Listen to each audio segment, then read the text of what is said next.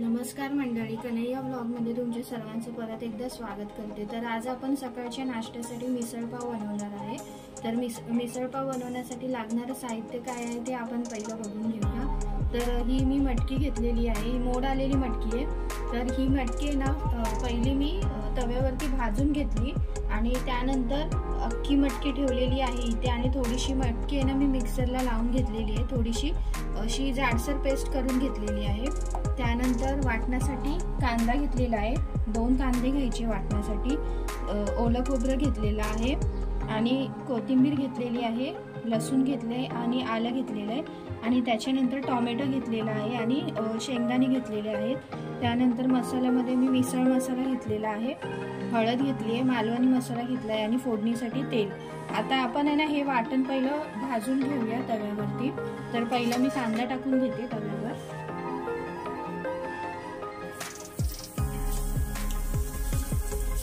जर तुम्हाला सुकं खोबरं पाहिजे असेल तर तुम्ही सुकं खोबऱ्याचा वापर सुद्धा करू शकता याच्यामध्ये।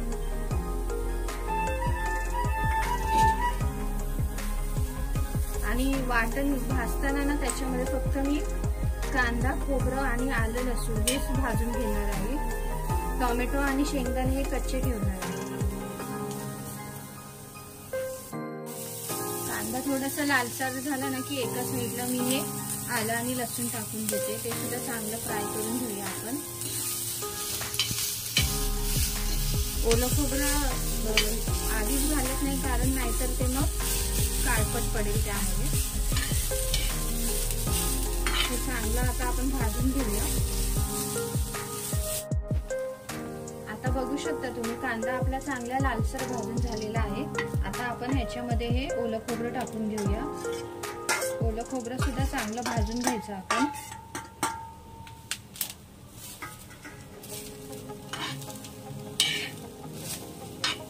तुम्हाला जर मिसळ अजून जास्त तिखट पाहिजे असेल ना तर हे वाटणामध्ये तुम्ही 4 ते 5 मिरच्या टाकून घ्या, म्हणजे मिसळ पण तिखट होईल चांगली।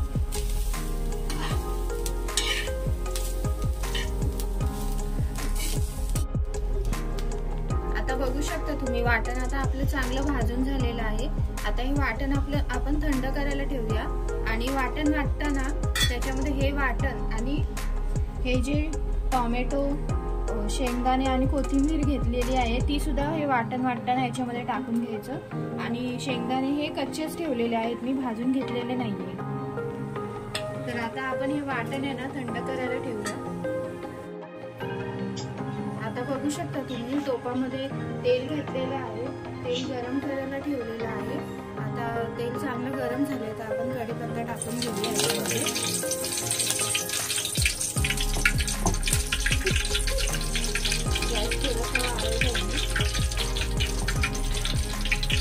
आता याच्यामध्ये वाटण टाकून घेऊया आपण।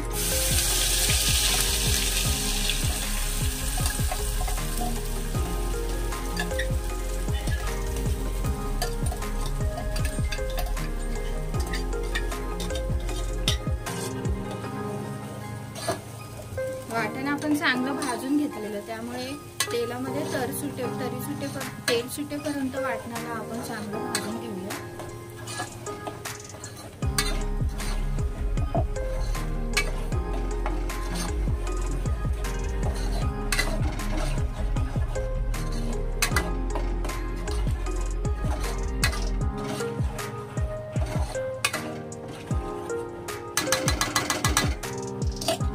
आता गॅस थोडासा मीडियम केलाय। आता ह्याच्यावरती ताटली ठेवूया आपण, 2 मिनिटं ते वाटण चांगलं शिजून देत। आता वाटण आपलं चांगलं शिजून झालेलं आहे। आता त्याच्यामध्ये आपण मसाले टाकून घेऊया। सर्वात पहिला आपण हळद टाकूया ह्याच्यामध्ये,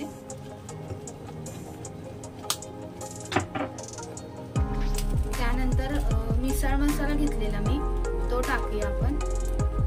तुम्हाला जेवढं तिखट लागेल तेवढा टाका।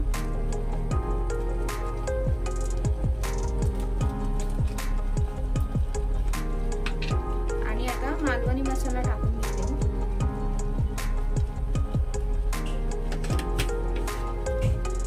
तर हे चांगलं आपण मिक्स करून घेऊया। तुम्हाला जर मसाला कमी वाटत असेल तर वरतून अजून टाकू शकता तुम्ही।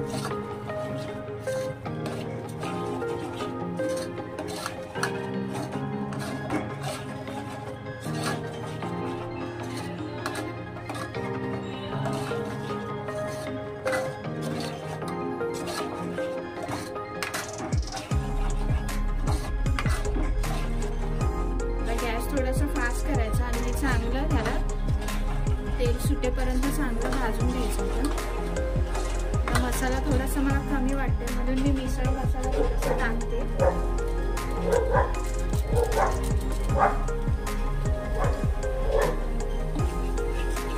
कारण ही मिसळ तिखट असलेलीच खूप छान लागते।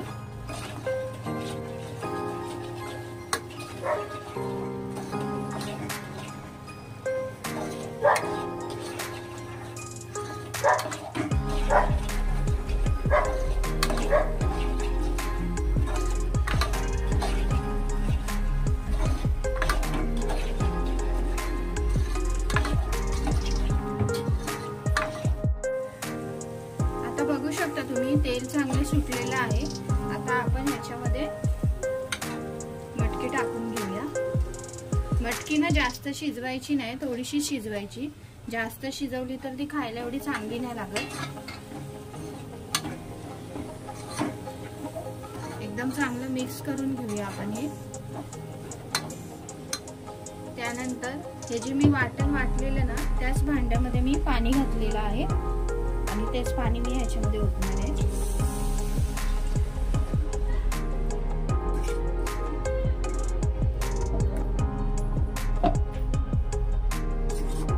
तुम्हाला लागेल तसं पातळ करायचं आहे, त्याच्यामध्ये पाणी टाकायचं।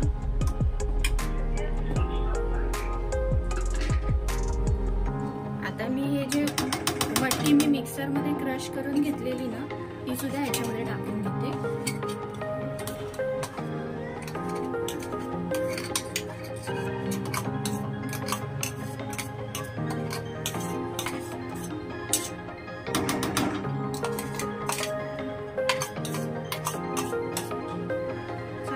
करून घ्यायचं। आता ह्याच्यामध्ये मी पाणी टाकून घेणार आहे 2 तांब्या तरी, आणि मटकी जास्त शिजवायची नाही। तर अशा प्रकारे आपली मिसळ पाव बनवून झालेली आहे। ही मिसळ पाव आहे ना घरगुती पद्धतीने केलेली आहे, ह्याच्यामध्ये काही जास्त मी साहित्याचा वापर केलेला नाही। तर अशाच नवनवीन रेसिपी बघण्यासाठी चॅनेलवर नवीन असाल तर चॅनेलला सबस्क्राईब करा, व्हिडिओला लाईक करा आणि कमेंट करून नक्की सांगा की तुम्हाला ही रेसिपी कशी वाटली। धन्यवाद।